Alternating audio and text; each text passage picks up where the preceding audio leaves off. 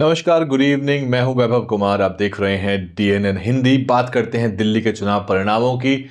जैसा कि आप अब तक जान चुके होंगे कि दिल्ली में भारतीय जनता पार्टी की पूर्ण बहुमत की सरकार आ गई है और आम आदमी पार्टी को 22 सीटों से संतोष करना पड़ा है। लेकिन क्या कुछ रही चुनाव की पेचीदगियां और अन्य पार्टियों को क्या कुछ रिजल्ट मिला है? ओवैसी साहब की पार्टी एआईएमआईएम की क्या स्थिति है और आज़ाद समाज पार्टी और बीएसपी की क्या स्थिति है और क्या रहे मुख्य कारण, इस पे चर्चा करते हैं। आप मुझे कमेंट करके बता सकते हैं कि आप इस चुनाव परिणाम को कैसे देखते हैं।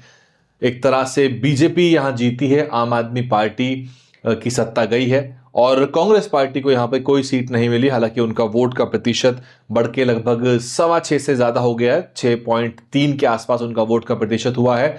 और कुछ सवाल मैं आपसे बहुजन राजनीति को लेकर करना चाहता हूं कि दलित मुस्लिम वोट जो है उसकी क्या अहमियत वर्तमान राजनीति में रह गई है।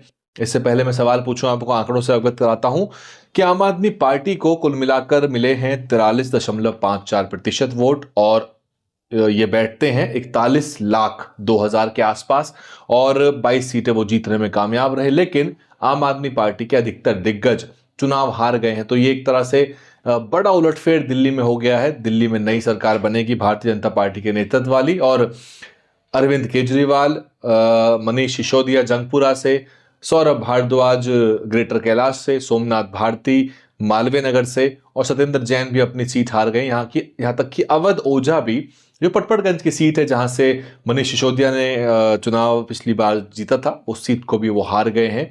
और केवल आतिशी अपनी सीट को बचा पाई हैं। उन्होंने रमेश बुधुड़ी को कालकाजी से हराया था और आप जानते होंगे कि वो दक्षिण दिल्ली के सांसद रहे लंबे समय तक, लेकिन पिछले चुनाव में उनका टिकट जो है उनको नहीं मिला था। बात करें बीजेपी की तो बीजेपी को 45.70% का वोट मिला है, जो कि बैठता है लगभग 43,06,000 के आसपास। तो कुल मिलाकर ये जो 48 और 22 सीटों का बीजेपी और आम आदमी पार्टी में ये जो बंटवारा हुआ है, इसमें लगभग 2,04,000 वोटरों का इसमें कुल मिला के अंतर है। 2,04,000 वोट में ही सारा खेल जो है वो पलट गया और बीजेपी की सरकार होगी। और खबर यह है कि सचिवालय की फाइलों को अब कोई छेड़ नहीं सकता। सचिवालय को सील कर दिया गया है, वहां की कंप्यूटर हार्ड डिस्क को भी कोई हाथ नहीं लगा सकता। और जब शपथ ग्रहण के बाद नया कैबिनेट बनेगा और तब उसके बाद जब फाइलें खुलेंगी तो बहुत सारे जांच बैठने वाली है, क्योंकि बहुत कुछ दिल्ली में गड़बड़ हो रहा था। हालांकि जो लोग चाहते थे कि बीजेपी सत्ता से बाहर रहे, यानी कि जो भाजपा विरोधी वोट था, उसकी जो ताकत है वो पूरी तरह से यहाँ काम नहीं आई और कांग्रेस पार्टी काफी हद तक खुश है। कांग्रेस पार्टी एक तरह से जश्न तो नहीं मना रही, लेकिन कांग्रेस पार्टी काफी इत्मीनान में है कि आम आदमी पार्टी सत्ता से बाहर हो गई। क्योंकि आप जान रहे होंगे इस बात को कि गुजरात में आम आदमी पार्टी ने 13% का वोट लिया था। वहां कांग्रेस सीधे तौर पे सरकार बना सकती थी, लेकिन वहां आम आदमी पार्टी ने जो 13% का वोट लिया उससे बीजेपी की सरकार बनी। वहीं हरियाणा में भी थोड़ा डेंट आम आदमी पार्टी ने पहुंचाया अरविंद कांग्रेस पार्टी को और एक तरह से उन्होंने अपना बदला जो है वो पूरा कर लिया है। बात करें हम एआईएमआईएम की तो एआईएमआईएम को 0.78% का वोट मिला है, 73,000 ये बैठता है और 2 सीटों पे चुनाव लड़ा था एआईएमआईएम ने। वो सीटें थी मुस्तफाबाद और ओखला। मुस्तफाबाद से ताहिर हुसैन को 33,000 वोट मिलते हैं और वहां से भाजपा के मोहन सिंह बिष्ट चुनाव जीत जाते हैं इसी प्रक्रिया में। और बात करें ओखला की तो ओखला से अमानतुल्लाह खां अपना किला बचाने में कामयाब रहते हैं और शिफा और रहमान को मिलते हैं 39,000 वोट। यहां पर भी वो तीसरे नंबर पर रहते हैं और आम आदमी पार्टी जो है वो अपना किला बचाने में यहाँ कामयाब रही। लेकिन बहुत चर्चाएं थी एआईएम को लेके और एक वर्ग जो है बी टीम का भी तबका लगाता है कि वो बीजेपी को मदद कर देते हैं और मुस्लिम भी नहीं चाहता था कि वोट बटे। फिर भी वहां पर मजलिस को लेकर एक क्रेज था और जोश था कि लोग चाह रहे थे कि ओवैसी साहब की पार्टी ये दोनों सीटें निकाल लें और इसीलिए आप देख रहे हैं कि ठीक ठाक वोट उनको मिला है। हालांकि वो तीसरे नंबर पर दोनों सीटों पर रहे हैं।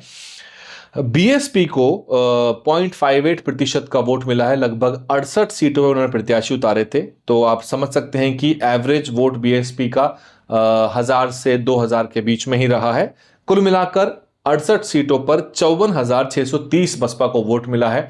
और सीधे तौर पे कहा जाए तो ये बीएसपी का चुनाव था नहीं, ये एआईएमआईएम का भी चुनाव नहीं था। ये चुनाव मीडिया की मदद से दोनों पार्टियों ने, बीजेपी और आम आदमी पार्टी ने द्विपक्षीय बनाया था। एक बाइनरी तैयार हुई थी जिसमें कि क्या पता कि कांग्रेस पार्टी ने अंडर प्ले किया है कि नहीं किया, ये तो नहीं कहा जा सकता क्योंकि कोई पार्टी हारने के लिए चुनाव नहीं लड़ती, लेकिन टैक्टिकल तो कुछ ना कुछ ऐसा हुआ।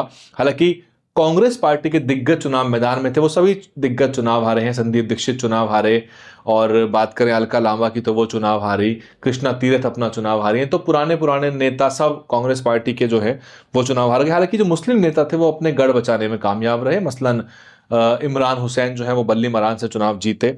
बात करें हम भारतीय जनता पार्टी के घटक दलों की, तो 2 सीटें भारतीय जनता पार्टी ने अपने बिहार के, क्योंकि बिहार में चुनाव भी है और भाजपा अपने घटक दलों का, अपने अलाइज का, अपने सहयोगी दलों का ध्यान रख रही थी, तो उन्होंने देवली विधानसभा एलजेपी को दी थी।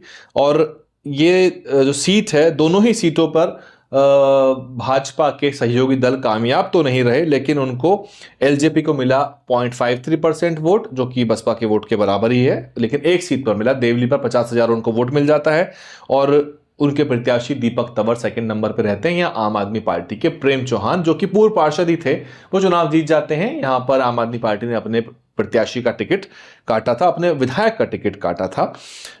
बुराड़ी की सीट जेडीयू जो है सेकंड नंबर पे रही बुराड़ी से, और शैलेंद्र कुमार को 92,000 वोट मिला है। मैं बता दूं कि बुराड़ी एक बड़ी विधानसभा है, यहाँ पे इलेक्टोरेट ज़्यादा है, यानी कि 0.94% के आसपास, लगभग 1% वोट उनको मिला है। कुल मिला के उत्तर प्रदेश, कुल मिला के दिल्ली के अंदर 1% का वोट मिला है, जो कि 92,000 बैठता है। बीएसपी का भी चुनाव जो है वो देखा जाए चुनौतीपूर्ण रहा। हालांकि क्योंकि ये चुनाव सीधे तौर पर आप बनाम बीजेपी हो गया था, कांग्रेस पार्टी को 6.36% का वोट मिला है, वहीं नोटा को 0.57% का वोट मिला है। नोटा को भी 53,000 लोगों ने वोट कर दिया, और एनसीपी भी चुनाव मैदान में उतरी हुई थी, उसको लगभग 5,000 के आसपास वोट मिला है। तो ये रहा चुनावों का लेखा जोखा। लेकिन अब दिल्ली की राजनीतिक जो हवा है वो बदलेगी, क्योंकि अब भारतीय जनता पार्टी के पास भी चुनौती होगी और एक्सक्यूज कोई होगा नहीं, क्योंकि जो राजनीतिक उठापटक दिल्ली में देखने को मिली थी, हो सकता है कि दिल्ली का जो मिडिल क्लास है वो भी उससे परेशान हो, और दिल्ली के मुद्दों को छोड़कर केजरीवाल ने इसको पर्सनल चुनाव बना लिया कि अरविंद केजरीवाल के ऊपर हमला हो रहा है, मुझको ऐसा कहा जा रहा है हमारे नेताओं के। और दूसरी बात, अरविंद केजरीवाल की जो पार्टी है आम आदमी पार्टी, वो एक सही मायने में एक डेमोक्रेटिक पार्टी नहीं बन पाई। कुछ चुनिंदा लोग ही उसमें हीरो बन के काम करते थे, बाकी सभी लोग पीछे रहते थे। अगर आप गिनती करें तो आतिशी, सौरभ भारद्वाज, खुद केजरीवाल साहब, मनीष सिसोदिया और दीपक खैतान और जो पुराने लोग हैं वो सब लोग 5-7 लोग ही थे जिनका वर्चस्व था। उसके अलावा दिल्ली की अब बाकी सीटों के जो नेता थे उनकी कोई खास अहमियत नहीं थी, वो सामने आते भी नहीं थे मीडिया के। और सबसे बड़ी बात, जिस वर्ग का वोट लेकर आम आदमी पार्टी ने 60 का आंकड़ा पार किया बार बार, दलित और मुस्लिम वोट, उनको उन्होंने नुमाइंदगी नहीं दी। उनके मुद्दों पर उन्होंने ऐसी ऐसी बात की, उस पर अलग से चर्चा करेंगे कि किस तरह से मुस्लिम वोट जो है उनसे छिटका होगा बड़े पैमाने पर। और इस पे भी चर्चा की जाएगी कि बीएसपी जो है उसको कितना कितना कहाँ वोट मिल रहा है। साथ में आज़ाद समाज पार्टी भी 15 सीटों पर मैदान में थी, उनको कितना वोट मिला, इस पे चर्चा की जाएगी। दोबारा आपके सामने हाजिर होंगे और विश्लेषण लेके आएंगे, लेकिन विश्लेषण थोड़े सारगर्भित और आंकड़ों से लैस होंगे जैसा कि अभी था। पूरे विश्लेषण पे, पूरे परिणाम पे आपका क्या कुछ सोचना है आप कमेंट करके हमको बताइए। दोबारा आपके सामने हाजिर होंगे। आप देख रहे थे डीएनएन हिंदी, मैं हूं वैभव कुमार। सब्सक्राइब नहीं किया है तो नीचे सब्सक्राइब का बटन है, उसको दबाइए, उसके बाद दबाइए घंटी का बटन, और उसके बाद चुनाव करिए ऑल नोटिफिकेशन पे, ताकि हमारी सभी वीडियोस आप तक पहुंच सके। बने रहिए, दोबारा हाजिर होंगे। डीएनएन हिंदी को सब्सक्राइब करने के लिए दबाएं लाल रंग का सब्सक्राइब बटन और घंटी का बटन दबाकर ऑल नोटिफिकेशन पर क्लिक करें। चैनल को जिंदा रखने के लिए नीले रंग का ज्वाइन बटन दबाकर चैनल को आर्थिक सहयोग करें।